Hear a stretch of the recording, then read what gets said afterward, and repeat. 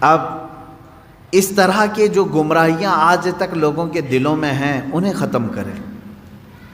پہلے کچھ لوگ کچھ عمل کرتے تھے جو ناجائز و حرام تھا گھروں میں، ہم نے تنبیہ کی، تلقین کی کہ یہ ناجائز ہے، حرام ہے، نہ کریں۔ چھوڑ تو دیا انہوں نے، لیکن جب جب وہ اوکیشن آتے ہیں تب پھر سے ان کی یاد آتی ہے۔ اب اس کی مثال آپ کو میں بتاؤں، شروع کی بات ہے کہ محرم کے زمانے میں پنجے اٹھا کر کے ناچنے کی عادت اکثر لوگوں کو تھی، بہت سارے لوگ۔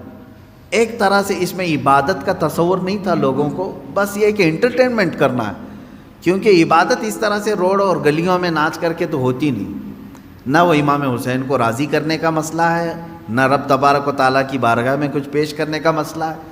اگر اتنا ہی عبادت کا شوق ہوتا تو مسجدوں میں پنجے لے کر بیٹھ جاتے ہیں، قرآن پاک پڑھتے ہیں، سب کو معلوم ہے کہ سب سے افضل جگہ یہ ہے۔ وہ انٹرٹینمنٹ کرتے تھے۔ اب ہوا یہ کہ ہم نے کہا کہ یہ بے حرمتی ہو رہی ہے، مولا حسین کے نام پر بے حرمتی ہو رہی ہے۔ اصل بات، پنجہ تو آج تک امام حسین کا ملا نہیں، پنجہ ملا نہیں۔ حضرت عباس علمبردار کے پنجے کٹے تھے، یہ سنا ہے، روایات بھی، لیکن اس کی شبیہ، اس سے ملتی جلتی تصویر کچھ ملی نہیں۔ اب رہی بات تعزیہ کا مسئلہ، تعزیہ جو ہے اس کا مسئلہ مختلف بھی ہے، اتنا میں بتاؤں گا، کنفیوز نہیں ہونا۔ تعزیہ کو شرائط کے ساتھ اگر بٹھایا جائے تو جائز ہے، لیکن وہ شرائط پورے کرتے نہیں لوگ، اور ہم نے اگر اتنا ہی شوشہ کھول دیا تو بڑے بڑے دروازے لوگ کھول لیں گے۔ بات صرف اتنی تھی تعزیہ کی، امام حسین کا جو روضہ ہے اس روضے کی شکل کی کوئی چیز بنا کر کے آپ نے رکھ دیا، تو کسی بھی بزرگ کے روضے کی شکل بنا کر کے رکھنا مستحسن ہے، کوئی حرام کام نہیں ہے، ناجائز نہیں ہے۔ جیسے ہم گنبد خضرا بناتے ہیں، خانہ کعبہ بناتے ہیں، ہوتا ہے گنبد خضرا جہاں ہوگا ہم تعظیم کے ساتھ دیکھتے ہیں، لیکن اس کے ساتھ اگر ایسے معاملات ہوں کہ اس کو لے کر کے سڑکوں پہ ہم گھومیں گے، ناچیں گے، اور پھر اس پر چڑھاوے کریں گے، پھر اس کے ساتھ اپنے اپنے عقیدے جوڑ لیں گے، تو یہاں سے شیطان پھر گمراہ کرنا شروع کرتا ہے۔ خیر یہ بات الگ ہے، تعزیہ کا مطلب۔ رہی بات پنجے کا، پنجے کی جو لاجک ہے وہ نہیں سمجھ میں آئی، مجھے کوئی سمجھا دے۔ میں نے اس سے قبل بھی بہت پہلے ہی کہا تھا، میں خود اٹھاؤں گا۔ پنجے کی کیا خصوصیت ہے؟ اگر امام حسین شہید کربلا رضی اللہ تعالیٰ عنہ کے ہاتھ کا نشان لے کر کے کوئی اٹھا کر گھومتا ہے، میں تو کہوں گا ہاتھ کیوں اٹھاتے ہو؟ اس سے بہتر ہے کہ مولا حسین کا قدم اٹھا کر کے گھومیں، کیونکہ ہمارے لیے ان کے قدم تک پہنچنا بھی بہت دور کی بات ہے۔ قدم اٹھا کر کے کوئی گھومتا ہوا نہیں دکھا مجھے، کوئی تلوار اٹھا کر کے دکھا۔ تو اس میں ہاتھ کی کیا خصوصیت ہے یہ تو مجھے لاجک اب تک نہیں معلوم، بہرحال ایک ٹاپک الگ ہے۔ اس کے اندر جو خرافات آ رہی تھیں، اس کے ساتھ عورتوں مردوں کا ساتھ ملنا، گانے باجے ڈھول تاشے اور طرح طرح کے اس میں خرافات لے کر کے اس کو کہاں سے کہاں تک پہنچایا تھا۔ شروع کس لیے ہوا ہوگا معلوم نہیں، پہنچا کس کام کے لیے بہت دور چلا گیا۔ اب میں جو بات کہنے جا رہا تھا وہ یہ تھی کہ چند سالوں پہلے ہم نے دیکھا بہت خرافات ہو رہی ہے، ایک جگہ ہم نے کہا منع ہے، انہوں نے فوراً اس کو ختم کر دیا، نہیں کریں گے۔ ہاں میں نے کہا کہ ٹھیک ہے، مولا حسین کے روضے کی شکل بناؤ، ہر گھر میں بنا کر کے رکھو، یاد کے لیے اچھا، اپنے بچوں کو دکھاؤ کہ یہ مولا حسین کا روضہ ہے۔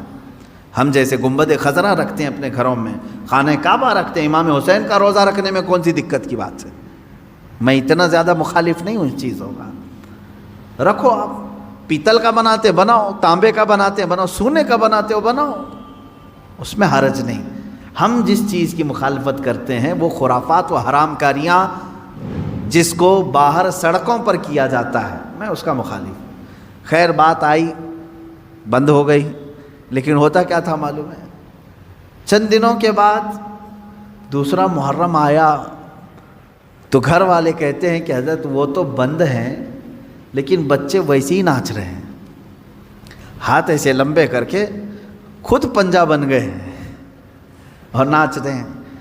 تو میں اس چیز کو مثال میں اس لیے بتا رہا ہوں کہ بنی اسرائیل بچھڑے کی پوجا کرتے تھے، حکم آیا ان کے قتل کا، قتل بھی ہوئے، بچھڑا بھی مار دیا گیا، لیکن زمانے تک ان کے دلوں سے بچھڑے کی محبت گئی نہیں تھی۔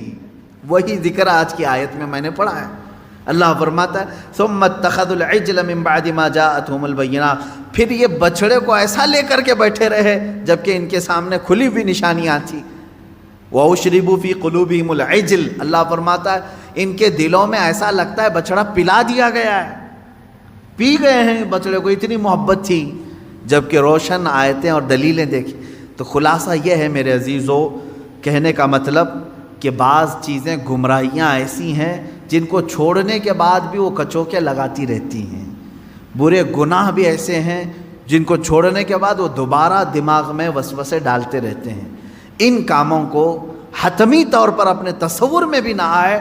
اعوذ باللہ من شر الشیطان الرجیم کثرت سے پڑھیں، اعوذ باللہ من شر الشیطان الرجیم، من شر الشیطان الرجیم۔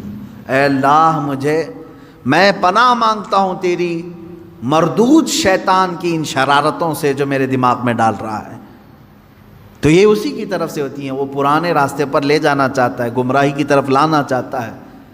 وہ خرابیاں جن کو تم چھوڑ کر کے آئے ہو یاد دلاتا ہے، ایک بار اور چلا جاؤ۔ اس کے لیے کثرت سے یہ پڑھا کریں، جب جب ایسا وسوسہ آئے کہیں اعوذ باللہ من شر الشیطان الرجیم۔ آج ہی صبح گناہ سے توبہ کیا، سوچا کہ نہیں کروں گا یہ گناہ، لیکن رات ہوتے ہی پھر خیال آیا ایک بار اور کر لو۔ میں بتا رہا ہوں فوراً اس وقت یہ پڑھو اعوذ باللہ من شر الشیطان الرجیم۔ اے اللہ میں تو چھوڑ چکا تھا شیطان مردود، پھر مجھے لا رہا ہے وسوسے، میں تیری پناہ مانگتا ہوں مردود شیطان کی شرارتوں سے۔ یہ باتیں یہاں تک ختم ہو گئیں۔